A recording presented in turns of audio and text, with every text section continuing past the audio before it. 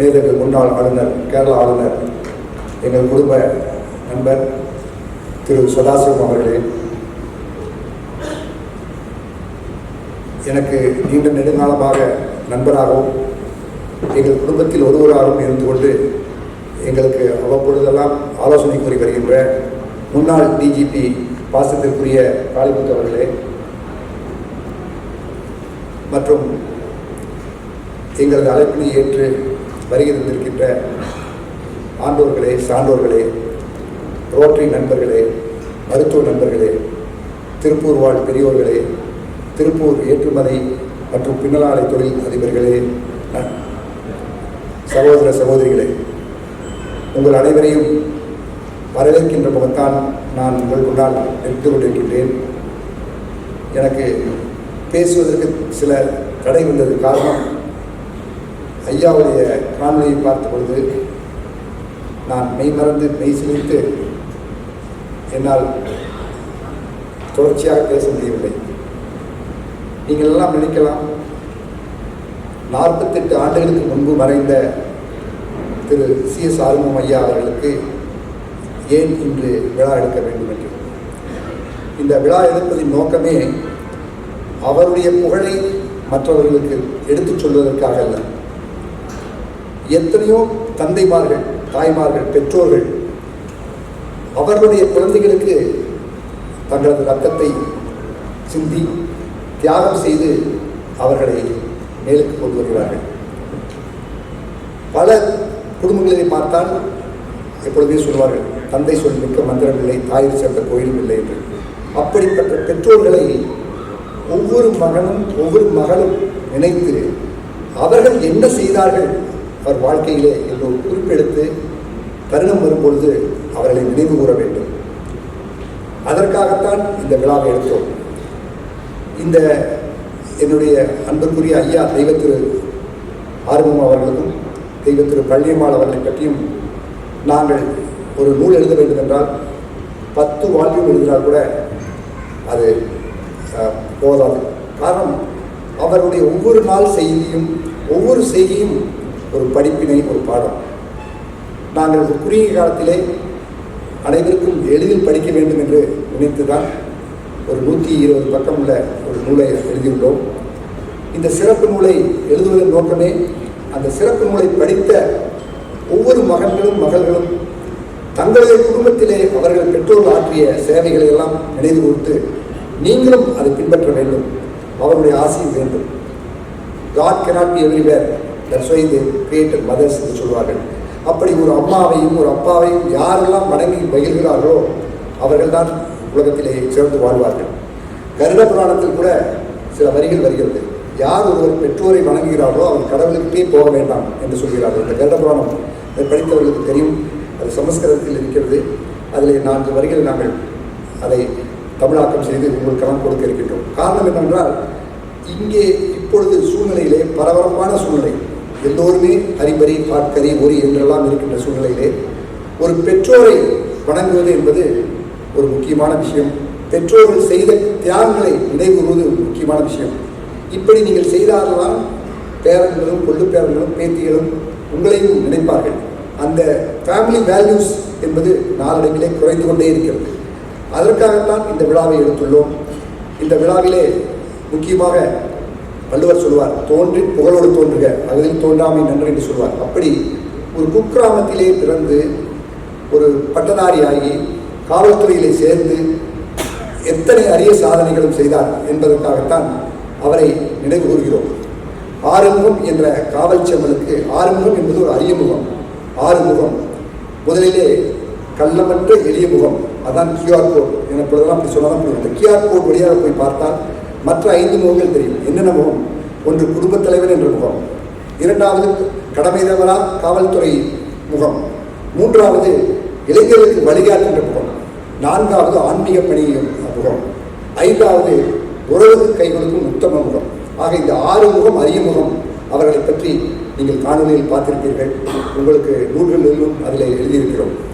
நாங்கள் ஐயா அவர்களுக்கு போன வாரமே தபால் தலை மைஸ்டாம் என்ற பகுதியிலே அப்ளிகேஷன் போட்டு அவருடைய நினைவாக ஸ்டாம்ப் கொடுத்துள்ளார்கள். அந்த ஸ்டாம்பையும் உங்கள் ஒவ்வொருவருக்கும் இந்த சிறப்பு நூலிலே உள்ளே வைத்து கொடுக்க இருக்கின்றோம். அதை நீங்கள் எங்களுடைய நினைவு பரிசாக நீங்கள் எடுத்துக்கொள்ள வேண்டும். எடுத்துக்கொள்வதோடு மட்டுமல்லாமல் அதை உங்களுடைய குழந்தைகளும் மற்றவர்களும் படிப்பதற்கு ஊக்கப்படுத்த வேண்டும். அப்பொழுதுதான் எல்லா உண்மைகளும் எல்லா செய்திகளும் நன்மைகளும் உங்களுக்கு புரியும் என்பதனால் தான் அந்த நூலை வெளியிடுகிறோம். அந்த நூலை வெளியிடுவதற்கு நாங்கள் யோசித்தோம், யார் அந்த நூலை வெளியிட்டால் சிறப்பாக இருக்கும் என்று. நாங்கள் யோசித்து ஒரு மனதாக முடிவெடுத்தது மரியாதைக்குரிய மேலவை முன்னாள் உச்சநீதிபதி தலைமை நீதிபதியும் முன்னாள் கேரள ஆளுநருமான சதாசிவம் அவர்களைத்தான் ஒருமித்து கேட்டோம். நான் முதலிலே அவரை தொலைபேசியில் கேட்டு இந்த மாதிரி உங்களைத்தான் அழைக்க இருக்கின்றோம் என்று சொன்னார். உடனடியாக அவர் ஒப்புக்கொண்டார். அவர் இங்கே வந்து அவரும் அவரது துணைவியார் சரஸ்வதி அவர்களும் வந்து இங்கே எங்களோடு இருப்பது மிக மகிழ்ச்சி. என்றால் அவர் இருவருக்குமே எங்கள் அம்மா அப்பாவை நன்கு தெரியும். அவர் ஆரம்ப காலத்திலேயே திருமணமானவுடன் எங்கள் அம்மா தான் அவர்களுக்கெல்லாம் வழிகாட்டியாக இருந்தார்கள். எல்லா விஷயங்களுக்கும் அவர்கள் ஆலோசனை கூறுவார்கள். அப்போ அது மட்டும் இல்லாமல் நமது மேல ஆளுநர் அவர்கள் எங்களுடைய குடும்பத்தில் ஒருவராக இருந்தார்கள். என்னுடைய மைத்துனர் துரைசாமி அவர்கள் ஆஃபீஸில் அவர் பணிபுரிந்தார்கள். இப்படி எங்கள் குடும்பத்தை நன்கு தெரிந்த ஒருவர் தான் அந்த நூலை வெளியிட வேண்டும் என்ற அடிப்படையிலே அவரை அழைத்தோம். அவர்களும் இந்த அழைப்பதனை ஏற்றி வருகை இருந்திருக்கிறார்கள். அவரை ஒரு அனைவரும் சார்பிலே வருக வருக என்று நான் மனதார வரவேற்கிறேன். அடுத்து காளிமுத்து அவர்கள். அவர் காவல்துறையிலே எனது தந்தையார் கூட ஒரு எளிமையானவர், நேர்மையானவர். எப்பொழுதுமே நேர்மை இருக்கிற இடத்துல திறமை இருக்காது, திறமை இருக்கிற இடத்துல நேர்மை இருக்காது. நேர்மையும் திறமையும் எளிமையும் நிறைந்த காளிமுத்து ஐயா அவர்களுக்கு நாங்கள் உண்மையிலேயே சந்தோஷப்படுகிறோம். நான் காளிமுத்து அவர்கள் இருக்கும்போது அதிகமாக அடுக்குமொழியில் பேச மாட்டேன். எனக்கும் அவருக்கும் சில நேரங்களில் போட்டி வரும். அவர் டிஐஜியாக இருந்தபோது அவர் பேசிய பிறகு நான் பேசுவேன், அவர் நான் பேசிய பிறகு அவர் பேசுவார். 2 பேருமே அடுக்குமொழியில் பேசுவோம். ஒரு நாள் சொன்னார் எங்களிடம், நீங்கள் இப்படி அடிக்கடி பேசுவதாக இருந்தால் நீங்கள் அழைக்கின்ற விழாவுக்கு நான் வரமாட்டேன் என்றால் நீங்கள் பேசும்பொழுது நான் பேசுவதற்கு ஒன்றுமே கிடைப்பதில்லை என்று சொன்னார்கள். ஆனால் உண்மையிலேயே அவர் என்னை விட மிக அழகாக ஆங்கிலத்திலும் சரி தமிழிலும் சரி நன்கு புலமை பெற்றவர்கள் காளிமுத்தவர்கள். மிக மிக எளிமையானவர்கள். அவருக்கு இன்னொரு என்னுடைய நெருக்கம் என்னவென்றால், அவர் திருமணத்திற்கு பெண் பார்த்த பொழுது நான் கூட அவருடைய சார்பிலே போய் பெண்ணை பார்த்து வந்தேன். மரியாதைக்குரிய அமைச்சர்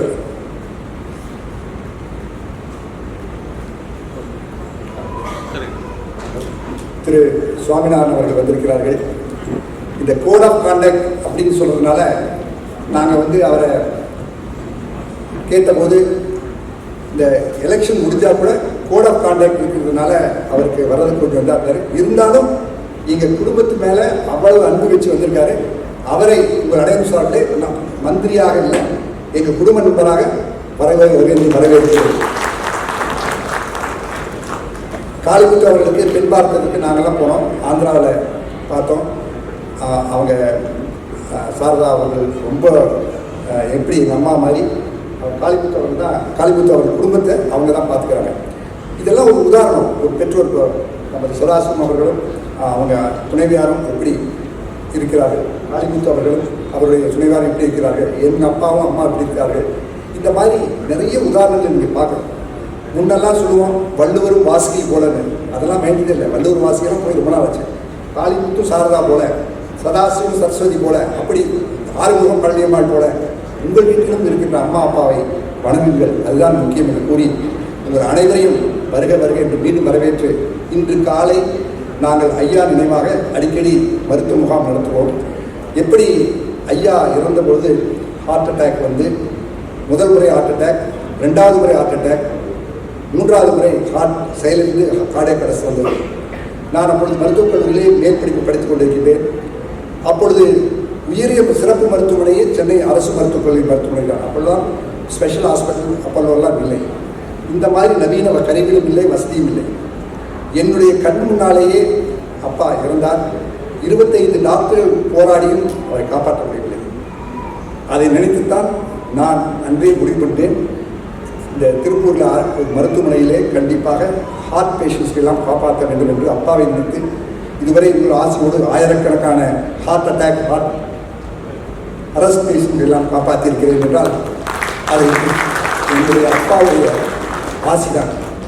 அதனால்தான் ஒவ்வொரு ஆண்டும் இன்று காவல்துறையிலே இருக்கின்றவர்களுக்கெல்லாம் ஒரு மருத்துவ முகாம் நடத்தலாம் என்று யோசித்து இன்று இரத்த தான முகாமும் மருத்துவ முகாமும் நடத்தினோம். அதற்கு தெற்கு ரோட்டரி சங்கம், திருப்பூர் ரோட்டரி சங்கம் மற்றும் ரெட் கிராஸ் தாமோதரன் மற்றும் அனைவரும் இந்திய மருத்துவ சங்கம் எல்லாம் உதவினார்கள். அவர்களுக்கெல்லாம் இன்று காலை ஒரு கொரோனா சிகிச்சை நடத்தினோம். இது ஃபாலோ கூட செய்வோம். ஆகவே ஒவ்வொரு ஆண்டும் இந்த மருத்துவ முகாம் நடத்துகிறோம். விளையாட்டிலும் ஊக்குவித்து கொண்டிருக்கின்றோம். இவ்வாறு பல காரியங்களை அப்பா அம்மா பேரில் இன்னும் செய்கிறோம். நான் உங்களை கேட்டுக்கொள்வதெல்லாம், நீங்கள் ஒவ்வொருவரும் உங்களுடைய பெற்றோரை நினைத்து ஏதாவது ஒரு சிறிய காரியமாக செய்ய வேண்டும். நீங்கள் எந்த பணி வேண்டாலும் செய்தாலும் சரி, உங்களுடைய சிறு பணியை உங்களுடைய பெற்றோர்களுக்கு சமர்ப்பிக்க வேண்டும் என்று கூறி மீண்டும் ஒரு முறை உங்கள் அனைவரையும் வருக வருக என்று வரவேற்று என் வரவேற்புரை முடிக்கின்றேன். நன்றி, வணக்கம். எல்லோருக்கும் என் மாலை வணக்கம். எங்களது குடும்ப நண்பரும் என்னோடு வாழ்ந்தவரும் என்று கூறலாம். அந்த அளவுக்கு எங்கள் குடும்பத்து மேல் பாசம் கொண்டு இங்கு நாங்கள் அழைத்தமைக்கு வந்துள்ள மேன்மைமிகு முன்னாள் உச்ச நீதிபதி, தலைமை நீதிபதி மற்றும் முன்னாள் கேரள ஆளுநர், என்னுடைய அன்புக்கும் பண்புக்கும் பாத்திரமான திரு பி. சதாசிவம் அவர்களே, காளிமுத்தி பற்றி சொல்லவே வேண்டியதில்லை.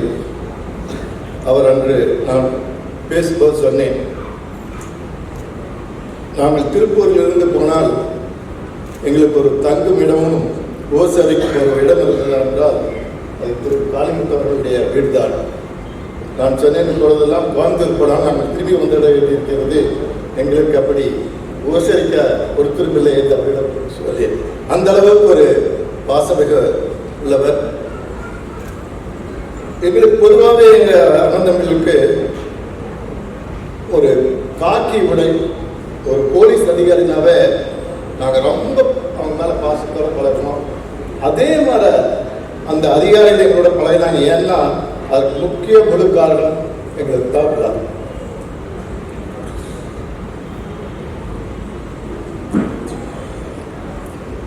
அவர் இல்லைங்கிறது எனக்கு எப்போதுமே பெரிய குறை. ஏன்னா நான் இந்த மேடையில் நிற்கிற போது நான் பட்ட பட்டங்களும் சரி, பெருமைகளும் சரி, அதை பார்த்து இல்லாத இருப்பது எனக்கு வாழ்க்கையில் இல்லாத ஒரு பெரிய குறையாகும். இருந்தாலும் அவர் சொர்க்கத்திலிருந்து எங்களை வாழ்த்து கொண்டு இருப்பார் என்ற ஒரு நம்பிக்கையும் ஒரு ஆறுதலும் எப்போதும் எங்களுக்கு உண்டு. முக்கியமாக எனது தந்தையார் என்னை பற்றி தான் கவலைப்பட்டார். ஏனென்றால் திரு முருகன் அவர்கள் டாக்டர் படித்து விட்டார், திரு சிவகுமார் அவர்கள் ஆடிட்டர் படித்துக் கொண்டிருந்தார். ஆனால் நான் அப்பொழுது என்னால் பெரிய சாதிக்க முடியவில்லை. ஏனென்றால் அப்பொழுது நான் நினைத்ததெல்லாம் நான் ஜாம்ஷெட்பூர் சென்று திரு அர்ச்சனருடைய தயவு மூலமாக அங்கே சென்று அங்கு 3 வருடங்கள் படித்து வந்து ஒரு ஆட்டோமொபைல் தொழிலை ஆரம்பித்தேன். அது சரிவரவில்லை. அதற்கு பிறகு பனியன் கம்பெனி ஆரம்பித்த போது எனது தந்தையார் தவறிவிட்டார். ஆனால் என்னுடைய வளர்ச்சியை அவர் பார்க்கவே இல்லை. எப்பொழுதும் யாரும் வந்தாலும் அவர் கவலைப்படுவதெல்லாம் என்னை பற்றித்தான். ஆனால் அதற்கெல்லாம் மாறாக அவருடைய ஆசையாலும் அருளாலும் எங்களுடைய அம்மா அப்பாவின் ஆசையால் நான் இந்த நிலைமைக்கு வந்ததற்கு முக்கிய முழு காரணம் எங்களது பெற்றோர்கள் தான். நான் பேசும்போது மற்றவர்களை என்னால் சில எங்கள் தந்தையை நினைத்து பேச முடியவில்லை. இங்கு எங்களுடைய இரு மைத்திரர்களும் திரு துரைசாமி அவர்களும் திரு சம்மனடியாரும் வந்துள்ளார்கள். எங்களது சபந்தி அந்த காலத்திலேயே திருப்பூரிலிருந்து எம்எல்ஏ தேர்ந்தெடுக்கப்பட்டவர். எனக்கு இன்றும் ஞாபகம் இருக்கிறது. அவர் கல்யாணமாகி வந்தவுடன் முதலாக எங்கள் வீட்டில் தான் நாங்கள் விருந்தளித்தோம். சம்மந்திக்கு ஞாபகம் இருக்கும் என்று நினைக்கிறேன். அவர் எங்கள் வீட்டில் தான் வந்து, அப்பொழுது எனக்கு தெரியாது அவர் எங்களுக்கு சம்மந்தியாக போவார் என்று. அவர் கல்யாணமாகி வந்தது எங்கள் வீட்டில் விருந்துவிட்ட போது தான் நான் அவரை சந்தித்தேன். அதுபோல் அவருக்கு வந்துள்ளார்கள். இங்கு முருகனான் கூறிய போல அமைச்சர் திரு சாமிநாதன் அவர்கள் வந்துள்ளார்கள். அவர்களை நான் மேடைக்கு வருமாறு அழைத்தேன். ஆனால் இல்லை, நான் இங்கேயே உட்கார்ந்து கொள்கிறேன் என்று கூறினார். இதெல்லாம் ஏற்று சொல்கிறேன் என்றால், இதற்கெல்லாம் முக்கிய காரணம் என் தந்தை தான். அவருடைய ஆசையால் தான் நான் இந்த பெருமையெல்லாம் படைக்கிறேன். அடுத்து நான் எப்போது அஞ்சானஞ்சன் என்று கூறும் திரு செல்வராஜ் அவர்கள் வருகிறார்கள். அவர்களுக்கும் எனக்கு ஒரு பெரிய தொடர்பு. நான் கம்பெனி ஆரம்பித்த போது என்னுடன் சேர்ந்து கம்பெனியை நடத்தியவர் திரு செல்வராஜ் அவர்கள். அவர்களை நான் எப்போது அஞ்சானஞ்சன் கூப்பிட்டேன். முதலாக மேயரானார்கள், இப்பொழுது சட்டமன்ற உறுப்பினரானார்கள். அவர்களுக்கும் எங்கள் குடும்பத்தின் மேல் பெரிய ஒரு அக்கறை உள்ளது. நான் இதே மேடையில் போன முறை எனக்கு எப்பொழுதுமே எங்கள் முதலாளி அரிச்செல்வர் திரு மகாலிங்கம் தான் சொல்வேன். ஆனால் போன முறை அவர் வந்தபோது அரிச்செல்வருடைய நூற்றாண்டு விழாவில் நான் பேசும்போது சொன்னேன், இளம் அரிச்செல்வர் திரு மாணிக்கம் அவர்கள் என்று. அவர் இளம் அரிச்செல்வர் திரு மாணிக்கம் அவர்கள் வந்துள்ளார்கள். சொல்லிக்கொண்டே போகலாம். இருந்தாலும் திரு சக்தி பசா துரைசாமி அவர்கள் வந்துள்ளார்கள். நமது எனக்கு பாசத்திற்குரிய எனது அருமை தம்பி பிரசிடென்ட் திருப்பூர் எக்ஸ்போர்ட் அசோசியேஷன் வந்திருக்கிறார்கள். அடுத்தது எங்கள் மாமாவுக்கு அப்புறம் தலைவராகி தலைவராக நடத்தி கொண்டிருக்கும் சைபாவை சேர்மன் திரு ஈஸ்வர் வந்திருக்கிறார்கள். இதுபோன்று ஒவ்வொன்றையும் நான் சொல்ல வேண்டும் தான் நினைக்கிறேன். ஆனால் நேரம் கருதி எல்லாம் சொல்ல முடியவில்லை. இங்கு இந்த பக்கம் பார்த்தீர்கள் என்றால் எல்லா திருப்பூரின் ஏற்றுமதியாளர்கள் அனைவரும் இங்கு வந்துள்ளார்கள். அவர்கள் வந்தது எனக்கு ஒரு பெரிய ஒரு தெம்பு, ஒரு தைரியம். ஏனென்றால் திருப்பூரில் ஏற்றுமதி தலைவராக 27 வருடம் இருந்தது காரணம் எனது தம்பிமார்கள் தான். அவர்களோட உறுதுணை எப்போதும் எனக்கு உண்டு, இனிமேலும் வேண்டும் என்று கேட்டுக்கொள்கிறேன். ஒவ்வொரு நாள் செய்வதே போகலாம். டாக்டர்ஸ் உங்களுக்கு தெரியும், திருப்பூரில் மிக பிரசித்தி பெற்ற டாக்டர் எல்லாம் வந்துள்ளீர்கள். கோயம்புத்தூரிலிருந்து டாக்டர் எல்லாம் வந்துள்ளீர்கள்.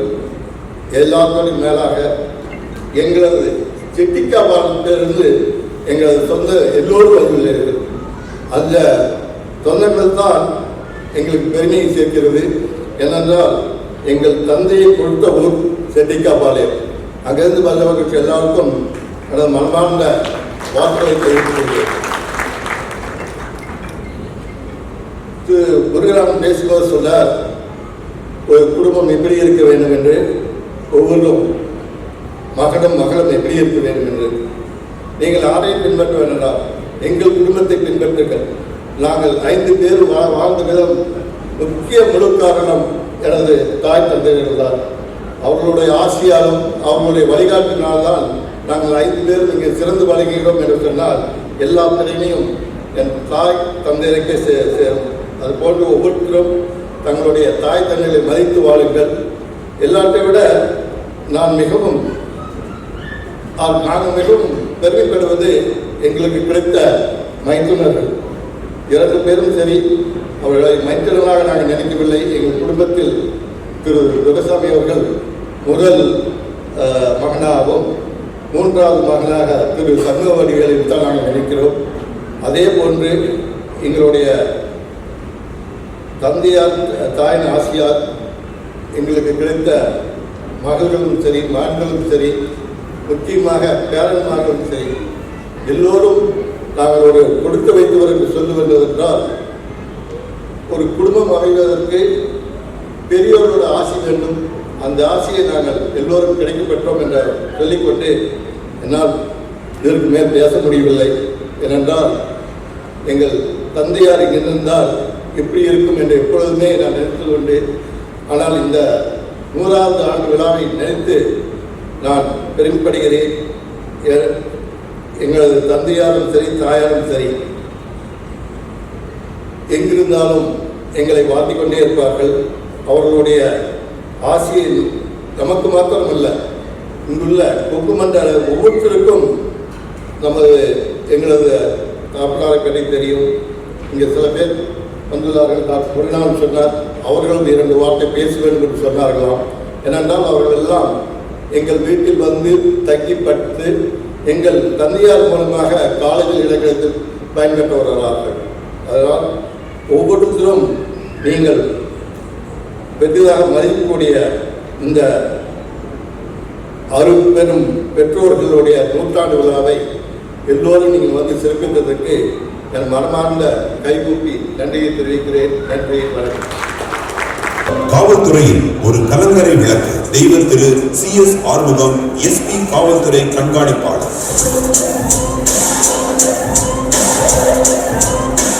திரு CS ஆறுமுகம் அவர்கள் பொள்ளாச்சி தாலுகாவில் செட்டிக்காபாளையம் என்ற ஒரு குக்கிராமத்தில் 1923ஆம் ஆண்டு ஏப்ரல் மாதம் பிறந்தவராவார். பொள்ளாச்சி தாலுகாவிலேயே முதலாக பட்டம் பெற்றவர் என்ற பெருமையும் அவருக்கு இருந்தது. அதே போன்று முதலாக அரசாங்கத்தில், அதுவும் காவல்துறையில் சேர்ந்த பெருமையும் அவருக்கு உண்டு. அப்பொழுது கேரளா, தமிழ்நாடு ஒரு ஒட்டுமொத்த மாநிலமாக இருந்தது. அதனால் அவர் முதலில் ஃபரூக், கோழிக்கோடு போன்ற நகரங்களில் துணை ஆய்வாளராக பணிபுரிந்தார். அப்பொழுதுதான் அவருக்கு திருமணம் நிச்சயிக்கப்பட்டு திருமதி பழனியம்மாள் என்பவரை வாழ்க்கை துணையாக மணந்தார். திருமதி பழனியம்மாள் அவர்கள் மிகவும் செல்லமாக வளர்க்கப்பட்டவர். ஆனால் அவர் திருமணத்திற்கு பின் தன்னை மாற்றிக்கொண்டு திரு CS ஆறுமுகம் அவர்களுக்காகவே தன்னை அர்ப்பணித்துக் கொண்டு வாழ்ந்தார். திருமதி பழனியம்மாள் செல்வந்தர் குடும்பத்தில் பிறந்தாலும் திரு CS ஆறுமுகத்தின் வருமானத்திற்கேற்ப தன்னை மாற்றிக்கொண்டு குடும்பத்தை நடத்தி கொண்டு வந்தார். பிறகு கேரள மாநிலம் தனியாக பிரிந்த பின்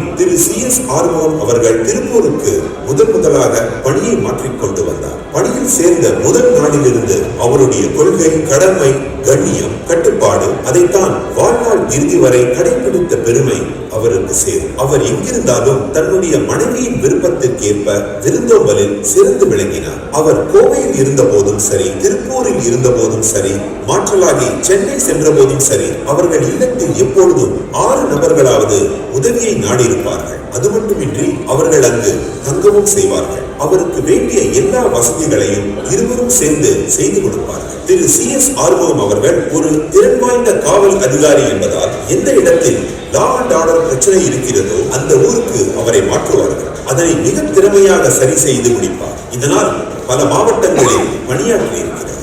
சில சமயங்களில் 20 நாட்கள் மட்டுமே ஒரு பதவியில் வேலை செய்துள்ளார். அவர் திருச்செங்கோட்டில் இருந்த போதுதான் மம்முட்டியான் என்ற சமூக விரோதியை பிடிக்க மிகவும் சிரமப்பட்டார். இது போக அவரை பற்றி எந்த பெரிய அதிகாரியிடம் கேட்டாலும் திரு CS ஆறுமுகம் அவர்கள் ஒரு இடத்தில் இருக்கிறார் என்றால் நாங்கள் அந்த இடத்தை பற்றியே கவலைப்பட மாட்டோம் என்பார்கள். அது லா அண்ட் ஆர்டராக இருந்தாலும் சரி, அல்லது ஒரு பெரிய ஊர்வலமாக இருந்தாலும் சரி, அல்லது உண்ணாவிரதம் போன்ற போராட்டங்களாக இருந்தாலும் சரி, அதை தன்னந்தனியாக நின்று சமாளிக்கக்கூடிய பெருமைக்குரியவர் திரு CS ஆறுமுகம் அவர்கள். காவல்துறை சாதனைகள்.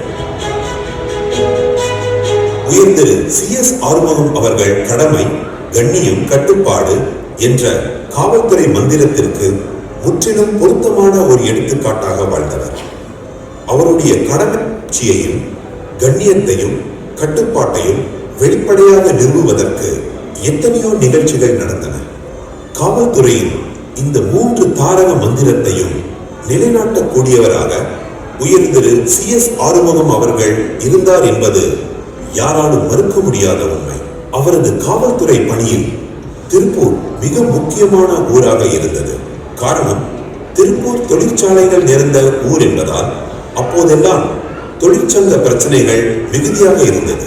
அப்படித்தான் 1951 மிகப்பெரிய ஆர்ப்பாட்டமும் ஆஷா டெக்ஸ்டைல்ஸ் தொழிற்சாலையில் குண்டுவெடிப்பு நடந்தது. அந்த சமயம் சட்டம் ஒழுங்கு மிகப்பெரிய பிரச்சனையாக வெடித்தது எல்லாம். அவர் இங்கிருந்த போது ஒரு முறை தீவிர கம்யூனிஸ்ட் வாதிகள் ஒரு ஸ்பின்னிங் மில்லை கைப்பற்ற முயன்ற போது அவர் அந்த தீவிரவாதிகளை அங்கிருந்து துப்பாக்கி முனையில் வெளியேற்றினார். தன்னுடைய உயிருக்கு என்றும் அவர் கவலைப்பட்டதில்லை. கடமைதான் முக்கியம் என்று கடமையாற்றியவர். அதே போன்று எந்த கலவரம் இருந்தாலும் சரி, எந்த ஒரு லா அண்ட் ஆர்டர் பிரச்சனை இருந்தாலும் சரி, அவர் அதை முன்னின்று தீர்த்து வைப்பார். மாணவர் போராட்டம், தொழிலாளிகள் போராட்டம் எல்லாம் பேசி தீர்த்து வைப்பார். அப்போதெல்லாம் அந்த ஏரியாக்களில் வீடுகளில் சிறு பிள்ளைகள் அழுதால் கூட எஸ்ஐ சார் பைக் வருது என்று சொன்னால் அந்த அழுகையை கூட நின்றுவிடும் என்று அப்போது ஒரு சொலவடையே இருந்தது என்றால் பார்த்துக் கொள்ளுங்கள். காவல்துறை சரித்திரத்தில் பதிவாகி இருக்கும் ஒரு முக்கியமான நிகழ்வு. ஆந்திரா போலீஸ் தேடும்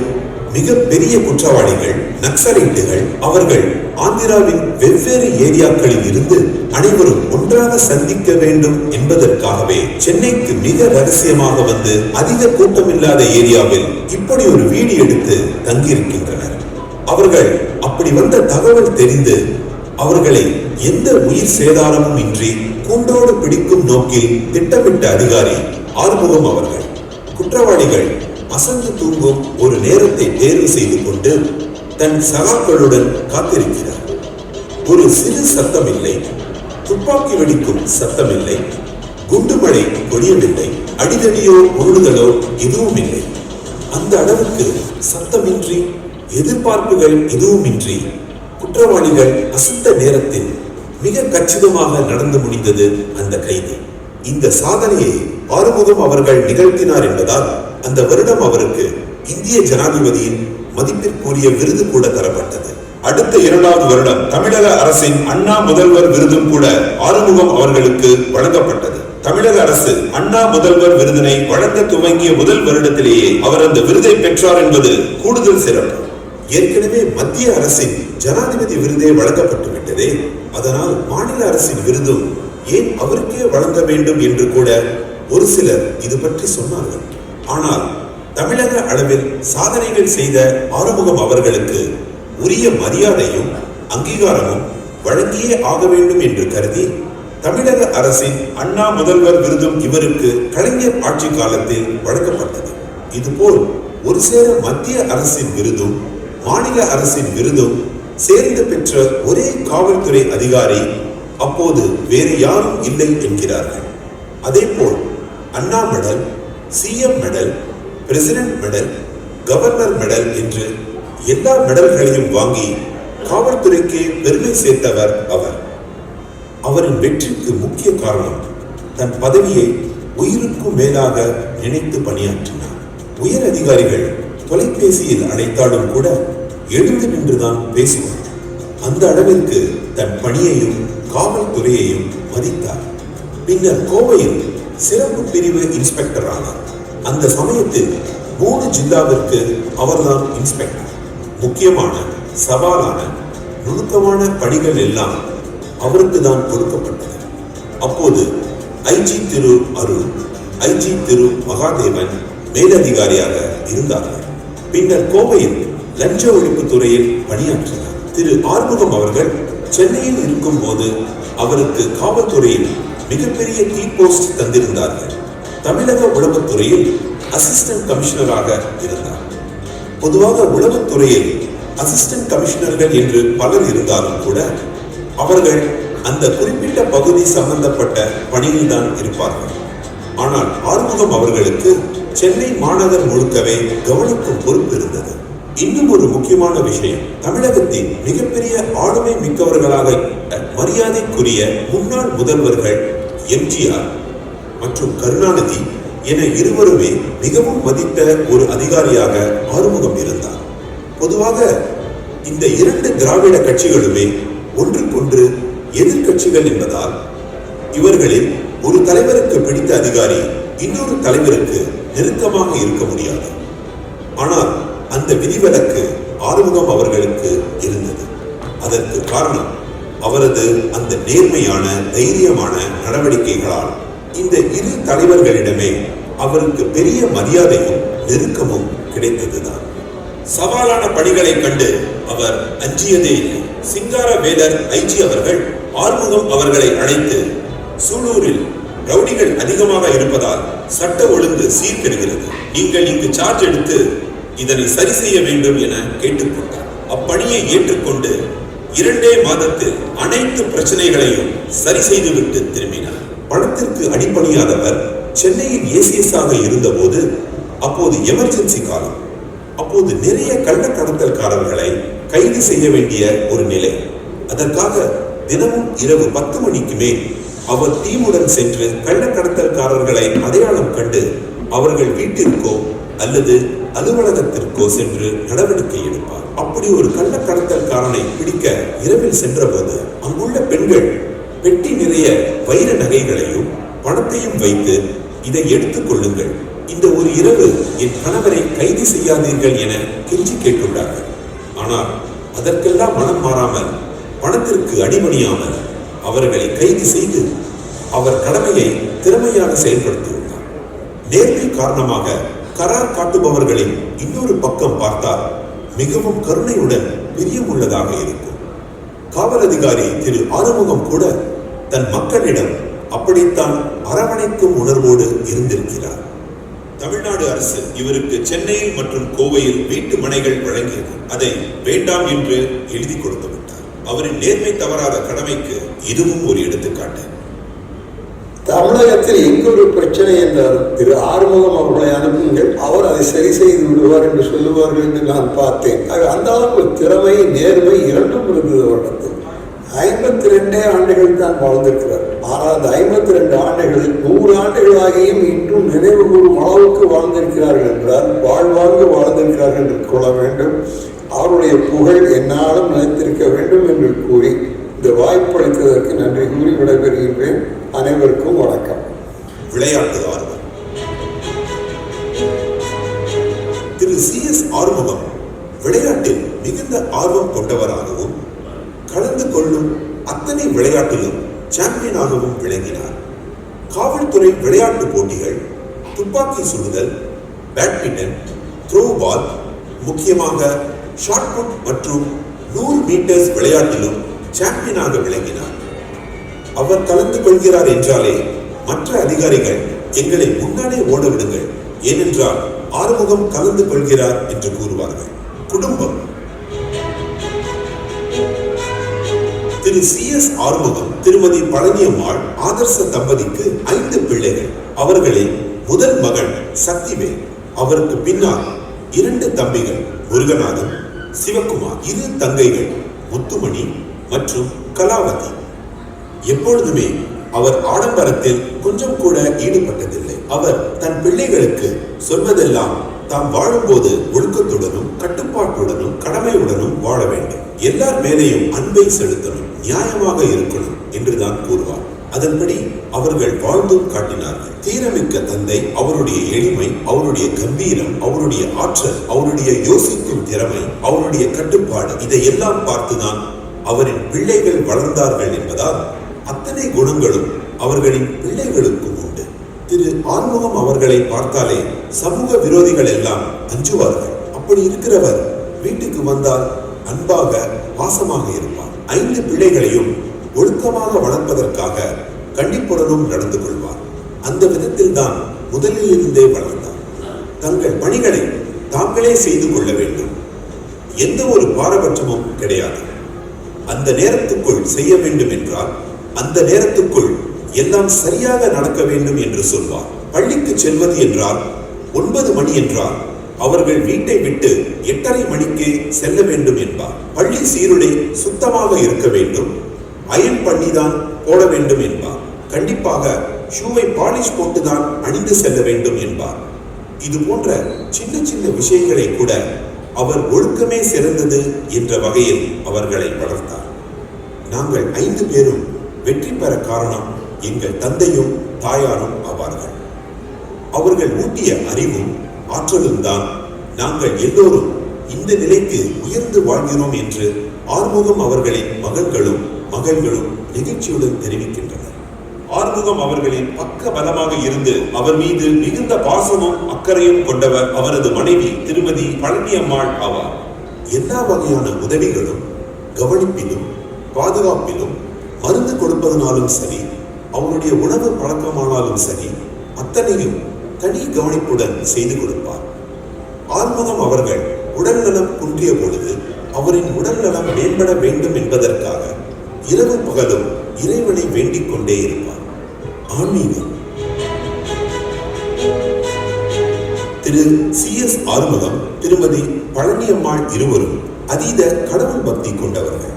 தங்களின் 5 பிள்ளைகளையும் கடவுள் பக்தியை ஊட்டி வளர்த்தனர். அவர்கள் எங்கிருந்தாலும் குலதெய்வத்தை வணங்குவதை பின்பற்றினர்.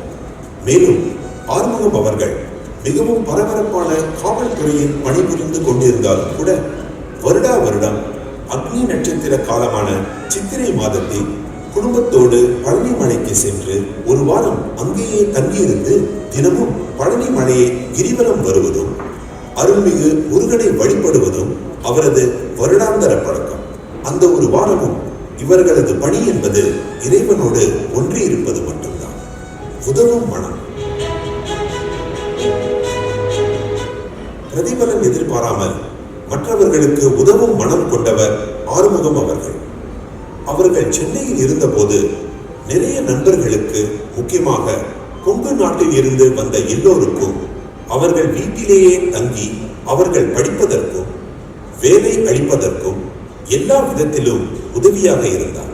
பல மாணவர்களுக்கும் இளைஞர்களுக்கும் வழிகாட்டியாக இருந்து என்ன தொழில் செய்ய வேண்டும் என்று வழி நடத்தியிருக்கிறார். இன்றும் பல டாக்டர்கள், என்ஜினியர்கள் ஆறுமுகம் அவர்களின் குடும்பத்தாரை சந்திக்கும் போதெல்லாம் ஐயாவின் உதவியால் இந்த சிறப்பான நிலையை அடைந்தோம் என நன்றியுடன் தெரிவிக்கின்றனர். தலைமை நீதிபதி திரு சதாசிவம் அவர்களை திரு ஆறுமுகம் அவர்கள்தான் கல்லூரியில் சேர்த்து படிக்க வைத்தார். நட்பு வட்டாரம். பெரிய தொழிலதிபர்கள், செல்வந்தர்களுடன் அவர் நெருங்கிய நட்பு வைத்திருந்தார். குறிப்பாக சொன்னால் பொள்ளாச்சி திரு மகாலிங்கம் அவர்கள் மற்றும் திருப்பூர் தொழிலதிபர்கள் அவரை மிகுந்த மரியாதையோடு நட்போடு அணுகுவார்கள். உடல்நலம் மறைவு.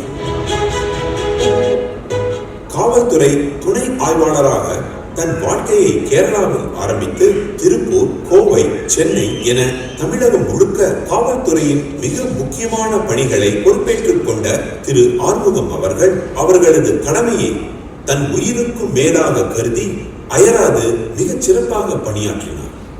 காவல்துறையில் எமர்ஜென்சி சிச்சுவேஷன் காலங்களில் இரவு பகல் பாராமல் இடைவிடாது உழைத்தும் பணி சுமையின் அழுத்தமும் அவர் உடல் நலத்தை மிகவும் பாதித்தது. அதுவே அவருக்கு மாரடைப்பு வர காரணமாகவும் அமைந்தது. 2வது முறை அவர் மாரடைப்பால் பாதிக்கப்பட்ட போது குடும்பத்தினர் அவரை ஓய்வு எடுத்துக் கொள்ளுமாறு கேட்டுக்கொண்டனர். ஆனால் அவர் அதை ஏற்க மறுத்துவிட்டு தன் பணியை தொடர்ந்து செய்தார். பின்னர் இதயம் செயலிழந்ததால் அவரின் உடல்நலம் குன்றி அன்றைய காலங்களில் போதிய மருத்துவ சிகிச்சை வசதி இல்லாததால் அவர் 52 வயதில் 1976 செப்டம்பர் 15 சென்னை மருத்துவமனையில் சிகிச்சையில் இருந்தபோது சிகிச்சை பலனின்றி இறைவனடி சேர்ந்தார். அவரின் இறுதி ஊர்வலம் திருப்பூரில் நடைபெற்றது.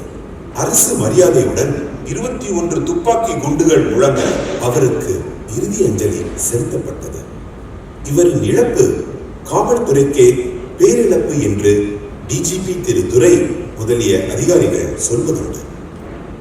நினைவுகள்.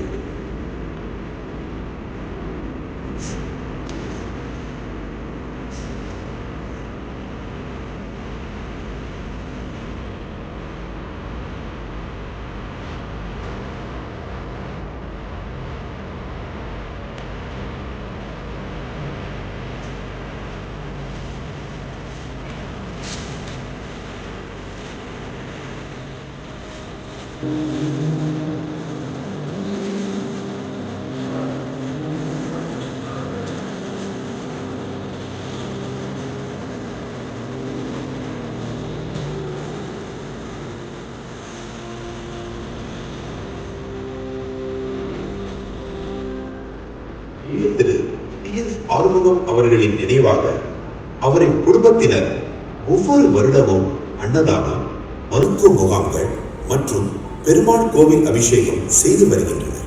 இதைத் தொடர்ந்து திருப்பூரில் ஹிமாலய பூ பந்தாட்ட குழு வைத்து 40 வருடமாக பேட்மிண்டன் போட்டி நடத்தி அதற்கு ஆறுமுகம் பூ பந்தாட்ட கோப்பை என்று பெயர் வைத்து நடத்தி வருகின்றனர். டிசம்பர் 6, 2023 அன்று செட்டிக்காபாளையத்தில் அவரின் நினைவாக ஒரு மணிமண்டபம் கட்டப்பட்டது.